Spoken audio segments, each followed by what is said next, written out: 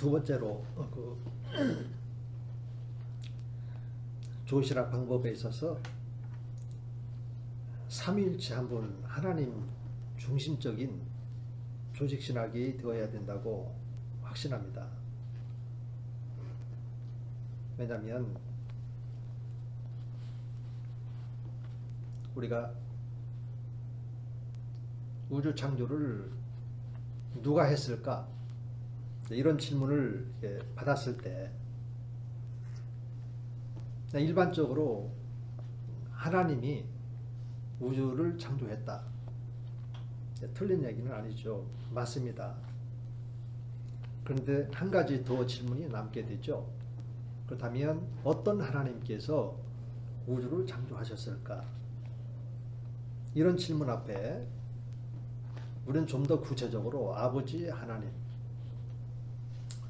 계획하셨죠. 그리고 명령하시고, 그리고 아들 하나님께서 실행을 하시고, 그리고 성령 하나님께서 마치 수면에 운행하시면서 생명을 그리고 질서를 유지하셨던 것처럼 이렇게 우주 창조를 보게 되면 아버지의 역할과 또 아들 역할 그리고 성령의 역할이 있음을 성경은 보여주고 있습니다. 그런데 요한복음 1장 1, 3절에도 있고 또 히브리서 1장 2절에도 있고 또 고린도전서 8장 6절 같은 데도 보면은 나와 있죠. 요한복음 1장 1, 3절에는 태초에 말씀이 있었고 그 말씀이 또 하나님과 함께 계셨고 그런 하나님입니다. 그리스도 이분으로 말미암아서 그로 말미암아 만물이 지은 바 되어졌다. 이런 말씀들이 있고, 그래서 성경에 나타나 있는 창조와 관련된 아버지 또 아들 또 성령의 역할이 있습니다. 또 뿐만 아니라 구원과 관련해서도 아버지의 역할이 있고 아들의 역할이 있고 또 성령 하나님의 역할이 있거든요. 창세전에 아버지 하나님께서 인류 구원을 위한 영원한 결정과 계획 그리고 예정을 하십니다. 에베소 1장 11절에 보면 나와 있죠. 그리고 이런 창세전 상황은 에베소 1장과 또 베드로전서 1장을 함께 보면은 보다 더 명확하고 잘 이해가 될 수 있습니다. 그런데 아버지께서 아들을 보내시기로 예수 그리스도의 그 보배로운 피로 죄사함을 주시기로 그렇게 예정을 하시게 됩니다. 그리고 우리 성령 하나님께서는 진리의 말씀 곧 구원의 복음을 듣고 믿음으로써 구원받아 성령으로 인치받는 그런 역사가 있게끔 구원의 복음을 개개인에게 전도라고 하는 적용 방식을 통해서 창세전에 계획하신 그 구원이 완성되도록 그런 역할을 우리 성령 하나님께서 감당하시거든요. 물론 이것이 구약에서는 신약과 같이 명확하게 드러나지 않는 이런 요소도 있습니다. 그러나 신약에 오면은 무엇이든지 구약은 처음 언약은 그림자와 똑같았다. 그러나 이제 신약 성경은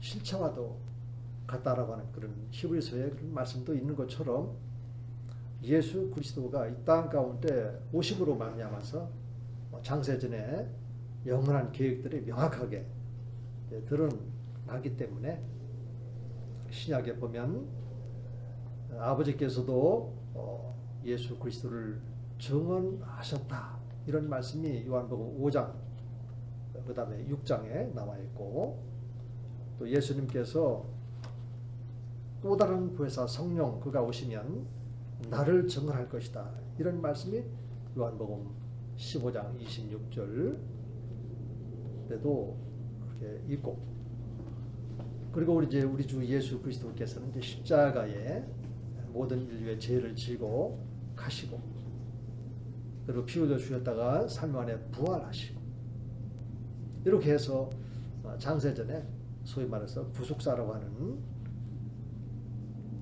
이 영원한 그런 결정과 계획, 그 예정을 성취하시죠. 이것을 적용해서 전도를 통해서 완성케 하시는 그분이 바로 성령 하나님이시죠. 그리고 성령 하나님께서 믿게 하시기 때문에 우리가 믿게 되는 것이지, 예수님이 십자가 대속사역을 성취하셨다고 해서 저절로 우리에게 구원이 주어지는 것은 아닌 것처럼, 이렇게 창조와 또 구원과 또 우리가 예배라든지 또 하나님 말씀을 통해서 삼위일체 한 분 하나님을 알아가는 그 방식에 있어서도 보면 이렇게 삼위일체론적으로 되어 있는 것을 보게 됩니다. 예를 들어서 에베소 1장 17, 18절에도 보면은 그리스도 안에서 아버지 하나님께서 계시의 영, 곧 성령을 우리들에게 주셔서 그 성령, 계시의 영으로 말미암아 하나님을 알게 했다. 이런 간단한 말씀 속에서도 보면 아버지 하나님을 아는데, 이것이 바로 성령 하나님께서 예수 그리스도를 통해서 아버지를 알게끔 이렇게 되어 있다는 것입니다. 그러므로 이 삼위일체는 단순한 교리가 아니고, 삼위일체 교리는 그냥 우리가 마음속으로 믿는다 이런 정도로 끝나서는 안 되고, 항상 우리들이 성경을 가지고 가르치거나 또 설교를 할 때든지 아니면 함께 교제를 할 경우에라도 반드시 아버지, 그 다음에 아들, 또 성령 하나님 안에서 우리가 서로 말할 수 있고 또 성경을 알아갈 수 있도록 되어 있기 때문에 삼위일체 한 분 하나님은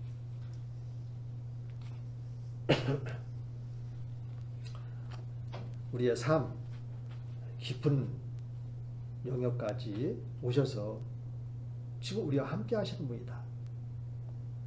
인격적 삼위일체, 인격적으로 그렇게 관계를 맺고 있는 분이죠. 그래서 올바른 좋은 신학을 전개하려면 삼위일체 한 분 하나님의 그런 중심이 되어야 되겠습니다. 조금 더 언급해 드리기를 원한다면,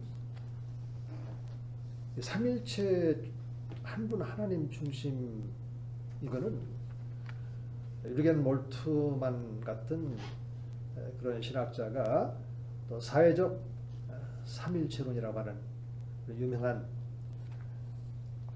개념을 제시를 했던 것처럼 공동성을 갖고 있는 거죠. 공동체. 다시 말해서 삼위일체 한 분 하나님 신앙은 그분과 나 사이에 어떤 그 관계를 형성하는데, 그것은 바로 공동체입니다. 예컨대 우리가 예수 믿기 전에는 하나님의 자녀가 아니었죠. 그런데 예수 그리스도를 나의 구주로 영접한 그 순간 신분이 변화가 되어지는데, 다른 말로 위치 변화라고도 하죠. 바로 마귀의 자녀에서 하나님의 자녀가 되는 이런 관계 변화입니다. 다시 말해서 하나님의 가족의 일원이 되는 것이죠. 또 천국 시민이 되는 것이죠. 이렇게 하나님을 믿고 안다라고 하는 것은 하나님과의 공동체적인 그런 관계 속에 우리가 들어가는 것이다. 이렇게 이해할 수가 있는 것입니다. 그렇다면 요한복음 14장 그 10절에도 보면은 아버지가 내 안에 내가 아버지 안에 있어서 아버지께서 내 안에서 일을 하신다. 이런 말씀이 있고 또 요한복음 17장에도 보면은 예수님께서 마지막 중보 기도를 제자들을 비롯해서 모든 구원받은 성도들을 위해 중보 기도를 하시죠. 거기에도 보면은 아버지가 내 안에 있고 내가 아버지 안에 있는 것처럼 저들도 우리 안에 있어서 하나가 되게 해주세요. 사역적인 측면이죠. 예수님께서 제자들을 세상 가운데 보내셨다 이런 말씀이 나와 있고, 그러니까 우리들의 그러한 그 신앙이라 하는 것은 삼위일체 한 분 하나님의 가족이 되었을 뿐만 아니라 또 공동체 또 관계 안에 들어가 있기 때문에 하나님의 일에 동참하는 그런 이론이 되었다라는 것입니다. 이렇게 중요한 이 삼위일체 교리를 단순히 교리적으로 나는 삼위일체 한 분 하나님을 인정합니다. 이런 차원이 아니라 인정한다면 그분과 관계를 가져야 되고 또 공동적인 그런 일, 하나님의 일, 이 속에 참여한 자가 되었으니까 어떻게 하면 우리 성도들도 개개인의 그런 삶을 통해서 하나님의 일에 동참할 수 있을 것인지 이렇게 가르쳐 줄 때 눈에 보이지 않는 하나님이 실체화되어지고 그런 관계적인 삶을 통해서 하나님과 더 친밀한 관계 속으로 들어갈 때 그분들의 개개인의 삶의 가치와 의미도 더 깊어지리라고 믿는 것입니다. 그리고 세 번째로는 이 성경을 보면 언약이라고 하는 말씀이 나옵니다. 언약 신학적인 그런 조지 신학이 필요하다. 왜냐하면 하나님께서는 언약을 통해서 사람들과 관계 맺으시고 또 그 언약 백성들과 함께 하시면서 그들의 하나님이 되기를 원하시거든요. 성경은 우주 만물이 창조되기 이전부터 하나님께서 존재하셨습니다. 신학적으로 하나님의 존재를 하늘이라고 합니다. 또 시편 103편 19절에 보면은 하늘 하나님 그리고 그의 보좌에서 하나님이 통치하신다. 그리고 모든 만물, 호흡 있는 생명들은 여호와 하나님을 송축하라. 이런 말씀이 나와 있습니다. 사실 하나님께서는 우주 만물을 창조하시고 특별히 첫사람 아담을 하나님의 형상대로 창조하셨을 때 하나님께서는 다스리고 싶은 마음이 있는 겁니다. 하나님은 생명이시기 때문에 이 생명체를 하나님의 생명으로 다스리기를 원하시고 또 하나님은 근본이 사랑이시기 때문에 사랑으로 모든 생물들을 다스리기를 원해요. 특별히 보시기에 심히 좋았더라 말씀하셨던 자신의 형상을 닮은 아담을 통해서 그 하나님의 성품으로 모든 생명체를 사랑으로 그렇게 다스리기를 원하시는 거죠. 그렇기 때문에 구약이든 신약이든 성경의 핵심은 하나님의 통치입니다. 다른 말로 하나님의 나라라고 또 다른 말로 하나님의 다스림이라고 그렇게 말하고 있고 저는 거기에 좀 더 피부적으로 와닿도록 하나님께서는 왜 우리를 다스리냐면 결국은 우리의 영적인 복지와 또 우리들에게 필요한 것들을 하나님께서 공급하시기 위한 하나님의 돌보심, 이것이 바로 하나님의 나라거든요. 그런데 이렇게 이제 하나님께서 인간을 통해서 또 우주 전체를 다스리기를 원하시는데, 하나님과 인간 사이에 어떤 언약이 있어야 되지 않겠습니까? 그래서 성경을 보면 언약 몇 가지가 있는데, 소위 말해서 아담 언약, 그리고 노아 언약, 그리고 아브라함 언약, 그리고 모세 언약, 그리고 다윗 언약, 그리고 신약에서는 예수 그리스도 새 언약의 중보자로 오시고 새 언약이신 예수 그리스도의 새 언약, 이렇게 언약 사상이 나타나 있습니다.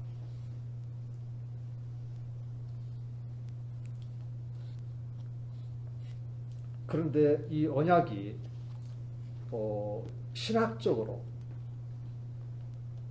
언약 신학으로 그렇게 등장하게 되어지는데, 이것은 주로 칼빈주의자들에 의해서 공식적으로 등장이 되어집니다.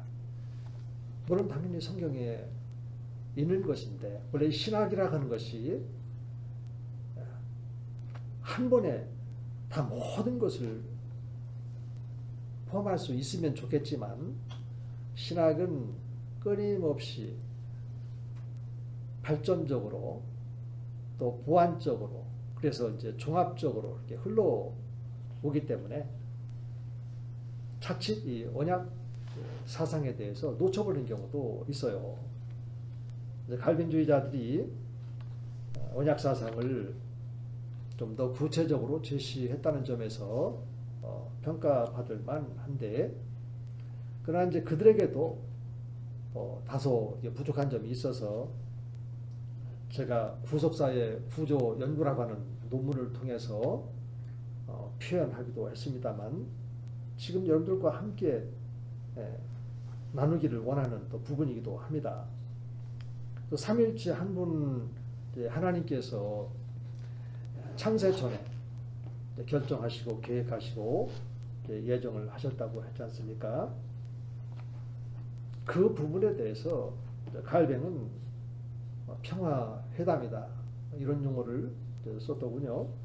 근데 그런 표현보다는 로이드 존스 이런 분들은 삼일째 한 분 하나님 사이에 협의다, 카운슬이라고 하는 그런 용어를 사용을 했더군요. 저는 그 표현이 더 바람스럽다고 여겨집니다. 삼일째 한 분 하나님께서 창세 전에 협의하신 내용이 있어요. 그게 바로 언약인데, 크게 세 종류로 표현되고 있습니다. 첫째는 성부 하나님께서 은혜를 주시겠다, 이런 말씀은 이제 에베소 1장 7절에 보면 은혜의 풍성함을 따라, 이런 말씀이 나와요. 그 피로 속량, 개역 한글에는 구속으로 번역이 되어 있는데요. 속량 혹은 구속, 곧 죄사함을 주셨다, 이런 말씀이 나오거든요. 그래서 우리 성부 하나님께서는 은혜 언약을 주셨고, 그 은혜 언약의 구체적인 내용은 바로 예수 그리스도를 보내시겠다는 겁니다. 요한복음 1장 15절에서 또 17절 말씀대 보면은 예수 그리스도의 성육신을 표현할 때 은혜 위에 은혜가 충만했다. 모세를 통해서는 율법을, 또 예수 그리스도를 통해서는 은혜를 주셨다, 이런 말씀이 있는 것처럼 성부의 언약을 은혜의 언약이라고 합니다. 그리고 둘째는 성자 하나님의 구속 혹은 속량 언약이 있습니다. 아까 말씀드린 것처럼 그 피로 속량 곧 죄사함을 주셨다. 이런 말씀에 근거해서 우리는 성자 하나님의 속량 언약의 그 내용을 알 수가 있습니다. 그리고 셋째는 성령 하나님께서는 진리의 말씀, 곧 구원의 복음을 전도하는 그런 사역을 하십니다. 이런 행위를 성령께서 이렇게 하시도록 이렇게 되어 있거든요. 그런데 이제 그 칼뱅주의자들의 언약 신학을 보면 이 성령 하나님의 구원 복음 전도 행위가 빠져 있어요. 그들은 이제 이중 예정서를 그리고 또 성부와 성자 사이에 그런 협의에 초점을 두다 보니까 그런 것 같습니다. 그러나 우리가 아까도 말씀드렸던 것처럼 올바른 조신학을 하려면 삼위일체론적인 그런 하나님 중심의 신학이어야 된다. 이렇게 말씀드렸던 것처럼 언약도 이렇게 성부 하나님, 또 성자 하나님, 또 성령 하나님의 세 언약 중심으로 되어 있다라는 것을 제가 논문을 통해서 표현을 한 부분입니다. 그리고 네 번째로는 계시에 입각한 상식신학이어야 된다. 얘기는 뭐냐면 성경에 보면 여러 가지 이적이 있고 또 표적이 있고 또 기이한 일들이 많이 기록이 되어 있지 않습니까? 성경에 나와 있는 이런 이적의 문제, 예컨대 예수 그리스도의 그런 부활부터 그리고 또 귀신 축사라든지 또 오병 이어라든지 또 죽은 나사로를 살려내는 이런 사건 등등을 포함해서 많은 사람들이 예수님을 믿고 또 하나님을 알고 성령 하나님에 대해서 인정한다고 하면서도 진짜 하나님이신 그 예수 그리스도께서 행하신 이적에 대해서 잘 인정하지 않는 이런 신학자들이 참 많이 있고 성도들 가운데도 그런 것 같습니다. 소위 말해서 자유주의 신학자들은 이적을 거부하게 된 것이죠. 예수님의 하나님 되신 이 측면보다는 목수의 아들로 이 세상에 태어나신 인간 예수로 보는 그런 측면들이 강하다 보니까 이런 이적이라든지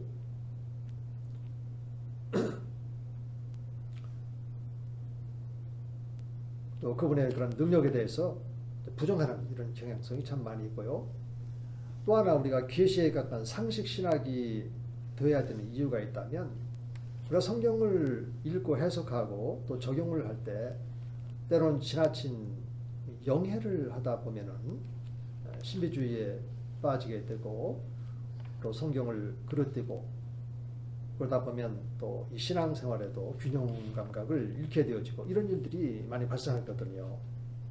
그래서 이 상식이어야 되는데 이것은 인본주의적인 상식이 아니고 하나님 말씀 중심의 그런 상식이어야 되기에 제가 이 계시에 입각한 상식 신학이어야 된다 이렇게 표현을 했습니다. 다시 말해서 계시 곧 이 성경 말씀을 비추어 보면 예수님은 하나님이십니다. 하나님은 전지하시고 전능하신 분입니다. 자, 이렇게 이해가 된다면 구약이든 신약이든 어떤 이적 또 하나님께서 행하신 이런 사건들에 대해서 우리가 인정하지 못할 부분이 없게 되는 것이죠. 그리고 아까 말씀드린 영적인 지나친 해석에 영행에 빠지지 않게 되어진다면